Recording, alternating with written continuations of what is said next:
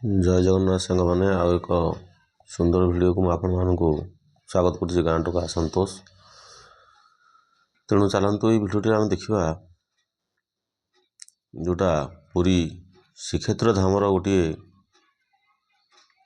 ମନ୍ଦିର, ଯେଉଁଟା ପ୍ରାୟ ଲୋକ ଦର୍ଶକମାନେ ବା ଯେଉଁମାନେ ପର୍ଯ୍ୟଟକମାନେ ଆସୁଛନ୍ତି ସେମାନେ ଏହାର ମହତ୍ତ୍ୱ ଜାଣିନଥାନ୍ତି। ତେଣୁ ଚାଲନ୍ତୁ ଏଇ ଭିଡ଼ିଓ ମାଧ୍ୟମରେ ଆମେ ସେଇ ସ୍ଥାନଟି ଦେଖିବା। ଇଏ ହେଉଛି ସେଇ ଯେଉଁ ମନ୍ଦିର ପାଖରୁ ଗୁଣ୍ଡିଚା ମନ୍ଦିର ଅଛି। ଗୁଣ୍ଡିଚା ମନ୍ଦିର ହେଉଛି ଜଗନ୍ନାଥ ଯେଉଁଠି ରଥଯାତ୍ରା କରି ଆସିଥାନ୍ତି ଏବଂ 9 ଦିନ ରହିଲା ପରେ ତାପରେ ପୁଣି ବାହୁଡ଼ା ଯାତ୍ରାରେ ବାହୁଡ଼ିକି ଯାଇଥାନ୍ତି। ଇଏ ସବୁ ସେଇ ସ୍ଥାନ। ଇଏ ଚାରିପଟ ଦେଖିପାରୁଥିବେ ସବୁ ଲୁହାର ରେଲିଂ କରି ରଖାହେଇଛି। ଆଉ କାହିଁକି ନା ସୁରକ୍ଷା ଦୃଷ୍ଟିରୁ ଏସବୁ କରାହୋଇଛି। ତେଣୁ ଇଏ ସେଇ ଗୁଣ୍ଡିଚା ମନ୍ଦିରର ଦୃଶ୍ୟ ଆପଣମାନେ ଦେଖୁଛନ୍ତି। ସେଇ ଗୁଣ୍ଡିଚା ମନ୍ଦିରର ଠିକ୍ କୋଣରେ ଯେଉଁଟା କୋଣାର୍କକୁ ଯିବାକୁ ରାସ୍ତା ଯେଉଁଟା ଅଛି ବା ନୀଳାଚଳ ଭକ୍ତ ନିବାସ ଯେଉଁ ଅଛି, ତାର ଠିକ୍ ଫ୍ରଣ୍ଟରେ କୋଣରେ ପ୍ରଭୁ ପତିତପାବନଙ୍କର ସୁନ୍ଦର ମନ୍ଦିର ଅଛି ଏବଂ ମା ବୃନ୍ଦାବତୀଙ୍କର ସୁନ୍ଦର ମନ୍ଦିର ଅଛି। ତେଣୁ ଆପଣମାନେ ଯଦି କୌଣସି ସମୟରେ ଏହି ସ୍ଥାନକୁ ଆସୁଛନ୍ତି ଯେଉଁଟା ମା ଗୁଣ୍ଡିଚା ମନ୍ଦିରକୁ ବୁଲିବାକୁ, ତେଣୁ ଯଦି ଗୁଣ୍ଡିଚା ମନ୍ଦିର ଖୋଲା ଥିବ ତ ଆପଣମାନଙ୍କୁ ନିହାତି ଦର୍ଶନ ମିଳିଯାଇପାରେ। କିନ୍ତୁ ଏବେ ତାର କନଷ୍ଟ୍ରକ୍ସନ୍ କାମ ଚାଲିଥିବାରୁ ବା ନିର୍ମାଣ କାମ ଚାଲିଥିବାରୁ ସେ କ'ଣ ହୋଇଛି ନା ଗୁଣ୍ଡିଚା ମନ୍ଦିରକୁ ଏବେ ପ୍ରବେଶ କରାଯାଉନାହିଁ ବାହାର ଲୋକମାନଙ୍କୁ। ତେଣୁ ତାର କାମ ଚାଲିଛି। ଆଉ ଆପଣମାନେ ଦୂରରୁ ଦେଖିପାରୁଥିବେ ଏହି ସ୍ଥାନଟି କେତେ ଗହଳ ଅଛି। ଆଉ ପ୍ରଭୁ ପତିତପାବନ ଏବଂ ମା ବୃନ୍ଦାବତୀଙ୍କର ସ୍ଥାନ ଅଛି ଏବଂ ମା ଭଗବତୀଙ୍କର ମଧ୍ୟ ଗୋଟିଏ ମନ୍ଦିର ଅଛି। ଆପଣମାନେ ଦେଖନ୍ତୁ, ଏଇଟା ପ୍ରାୟ ଲୋକ ଜାଣିପାରନ୍ତି ନା। ଆପଣ ଯଦି ଗୁଣ୍ଡିଚା ମନ୍ଦିରଟି ଆସୁଛନ୍ତି ତେଣୁ ଜଗନ୍ନାଥଙ୍କୁ ଦର୍ଶନ କରିପାରିବେ ନାହିଁ। ତେଣୁ ଏଠି ବହୁ ପୁରାତନ କାଳରୁ ଆଦିମ କାଳରୁ ଏଠି ଭଗବାନ ଜଗନ୍ନାଥଙ୍କର ପତିତପାବନ ମୂର୍ତ୍ତି ରଖାହୋଇଛି। ଯେଉଁଭଳି ଆମର ଜଗନ୍ନାଥ ମନ୍ଦିର ଭିତରକୁ ଆପଣ ନଗଲେ ମଧ୍ୟ ବାହାରୁ ଥାଇ ପତିତପାବନକୁ ଦର୍ଶନ କରି ଆପଣ ଆସିପାରିବେ। ଏଠି ସେଇଭଳି ଭାବରେ ପତିତପାବନକୁ ଅତି ସୁନ୍ଦର ଭାବରେ ମୂର୍ତ୍ତି ରଖାହେଇଛି। ଯେଉଁଟା ଆପଣ ଯଦି ଗୁଣ୍ଡିଚା ମନ୍ଦିର ବୁଲିବାକୁ ଆସୁଛନ୍ତି, ଗୁଣ୍ଡିଚା ମନ୍ଦିର ବୁଲିବେ, ଶ୍ରଦ୍ଧାବାଲି ଦେଖିବେ, ତା ସହିତ ଆସିକି ଏଠି ପତିତପାବନକୁ ମଧ୍ୟ ଦର୍ଶନ କରିପାରିବେ ଏବଂ ମା ବୃନ୍ଦାବତୀ ଏବଂ ଭଗବତୀ ତା ସହିତ ଗୋଟିଏ ସେଇ ମନ୍ଦିରର ଦକ୍ଷିଣ ପାର୍ଶ୍ୱରେ ସୁନ୍ଦର ହନୁମାନଙ୍କର ମଧ୍ୟ ମୂର୍ତ୍ତି ଅଛି। ସେଇଗୁଡ଼ାକୁ ଆପଣ ମଧ୍ୟ ଦେଖି ଜାଣିପାରିବେ। ତେଣୁ ଆପଣମାନେ ଦେଖିପାରୁଥିବେ ସ୍ଥାନଟି କେତେ ଲୋକାରଣ୍ୟ ଅଛି। କାହିଁକିନା ଏଠି ଭିଡ଼ିଓ ଉତ୍ତୋଳନ କରିବା ଟିକେ ବହୁତ କଷ୍ଟସାଧ୍ୟ, କାହିଁକିନା ସବୁବେଳେ ଏଠି ଜାମ୍ ଥାଏ ଆଉ ବହୁତ ଗହଳି ଜାଗା ସ୍ଥାନଟି ଥାଏ।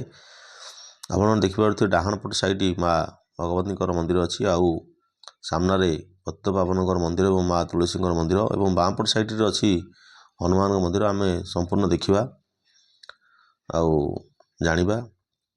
ତେଣୁ ପୁରୀ ସମ୍ବନ୍ଧରେ ବିଭିନ୍ନ ଭିଡ଼ିଓ ମୁଁ ଆପଣମାନଙ୍କୁ ମୋ ଚ୍ୟାନେଲ୍ ମାଧ୍ୟମରେ ମୁଁ ଛାଡ଼ିଛି ଏବଂ ସେ ବିଷୟରେ ସବିଶେଷ ବିବରଣୀ ମଧ୍ୟ ଦେଇଛି। ତେଣୁ ଆପଣମାନେ ମୋ ଭିଡ଼ିଓ ସେକ୍ସନକୁ ଯାଇ ସେଇ ସ୍ଥାନ ଗୁଡ଼ିକ ଆପଣମାନେ ଦେଖିପାରିବେ ଏବଂ ଏପରିକି ଆମର ନରେନ୍ଦ୍ର ପୁଷ୍କରିଣୀ ଆଉ ଇନ୍ଦ୍ରଦ୍ୟୁମ୍ନ ପୁଷ୍କରିଣୀ, ତା ସହିତ ଜଗନ୍ନାଥ ମନ୍ଦିର ଆଉ ପରିକ୍ରମା ପ୍ରକଳ୍ପ ଆଉ ମହୋଦଧିର ଭିଡ଼ିଓ ମାନ ଆଉ ମାତା ମଠ ବିଭିନ୍ନ ସ୍ଥାନର ଭିଡ଼ିଓ ସବୁ ଆପଣମାନେ ମୋ ଚ୍ୟାନେଲ୍ ମାଧ୍ୟମରେ ନିହାତି ଦେଖିପାରିବେ ଏବଂ ଜାଣିପାରିବେ। ତା ସହିତ ଏବଂ କେତେ ସବୁ ସୁନ୍ଦର ସୁନ୍ଦର ମନୋରମ ସ୍ଥାନ ପୁରୀରେ ଅଛି, ତାହା ତ ପ୍ରାୟ ପର୍ଯ୍ୟଟକ ଜାଣିପାରୁନାହାନ୍ତି। ତେଣୁ ସେହି ସ୍ଥାନ ଗୁଡ଼ିକର ମହାତ୍ମ୍ୟ ଏବଂ ଆପଣ କେମିତି ସେ ସ୍ଥାନ ଗୁଡ଼ିକୁ ଯିବେ ସେ ବିଷୟରେ ସବିଶେଷ ବିବରଣୀ ମୋ ଭିଡ଼ିଓ ମାଧ୍ୟମରେ ଆପଣ ନିହାତି ପାଇପାରିବେ। ଦେଖନ୍ତୁ, ମୁଁ ଆପଣଙ୍କୁ ସେଇ ଜୁମ୍ କରି ଦେଖାଇ ଦେଉଛି।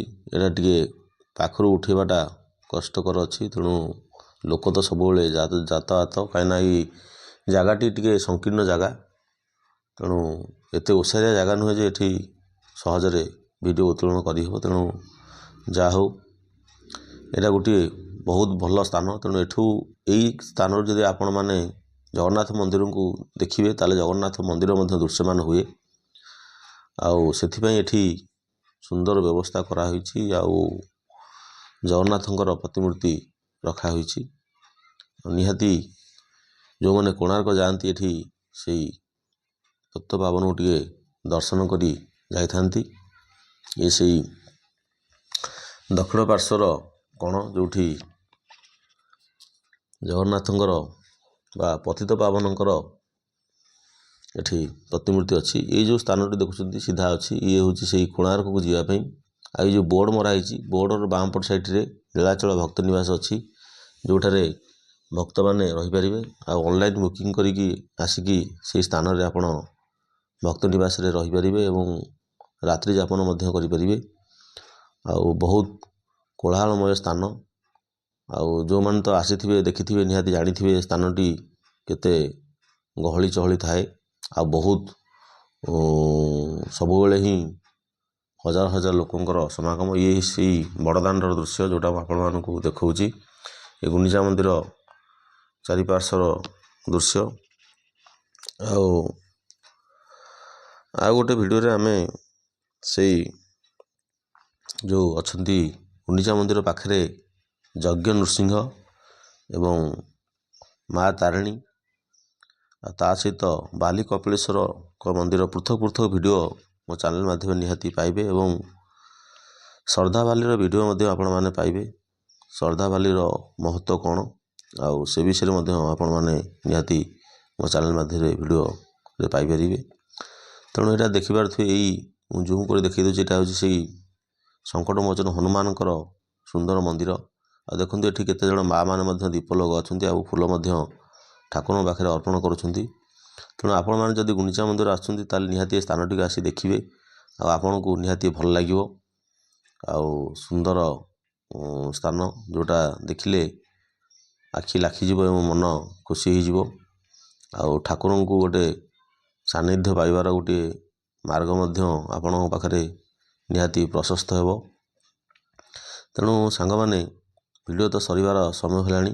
ତେଣୁ ମୁଁ ଭାବୁଛି ଆପଣମାନେ ମୋ ଭିଡ଼ିଓ ମାଧ୍ୟମରେ ନିହାତି ଆପଣଙ୍କୁ ଖୁସି ଲାଗିଥିବ ଭିଡ଼ିଓ ଦେଖି। ତେଣୁ ଯଦି ଭିଡ଼ିଓଟି ଆପଣମାନଙ୍କୁ ଭଲ ଲାଗିଛି ତାହେଲେ ଗାଁ ଟୋକା ସନ୍ତୋଷ ଚ୍ୟାନେଲଟିକୁ ଆପଣମାନେ ନିହାତି ସବସ୍କ୍ରାଇବ୍ କରିବେ ଏବଂ ଲାଇକ୍ ସେୟାର କମେଣ୍ଟ କରିବାକୁ ଭୁଲିବେ ନାହିଁ। ଏହିଭଳି ସୁନ୍ଦର ସୁନ୍ଦର ଭିଡ଼ିଓ ମୁଁ ଆପଣମାନଙ୍କ ପାଖରେ ଆଣି ନିହାତି ପହଞ୍ଚାଇବି।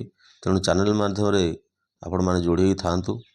ତେଣୁ ଭିଡ଼ିଓଟି ଶେଷ ପର୍ଯ୍ୟନ୍ତ ଦେଖିଥିବାରୁ ଆପଣମାନଙ୍କୁ ଅଶେଷ ଅଶେଷ ଧନ୍ୟବାଦ। ତେଣୁ ପୁଣି ଆପଣମାନଙ୍କ ସହିତ ଦେଖା ହେବ ଆଉ ଗୋଟିଏ ସୁନ୍ଦର ଭିଡ଼ିଓରେ।